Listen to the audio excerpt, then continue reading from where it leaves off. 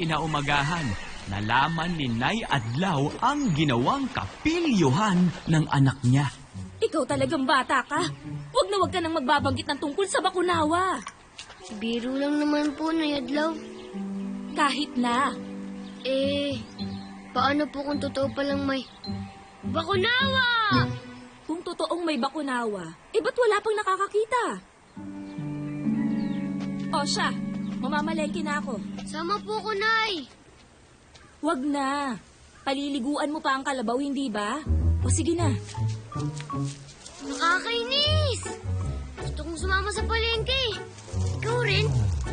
Gusto mo rin sa palengke? Kasi maraming tao. Teka lang. Bakunawa!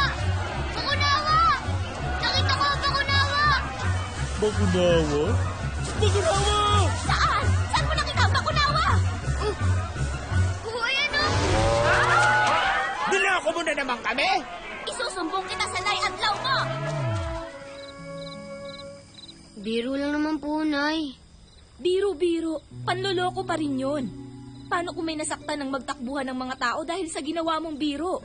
Gusto mo ba yun? Ayoko po.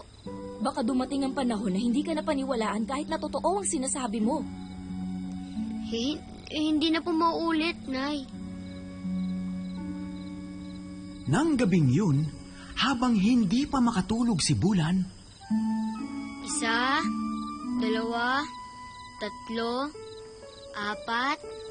5. 5 lang? Ba't 5 na lang ang buwan?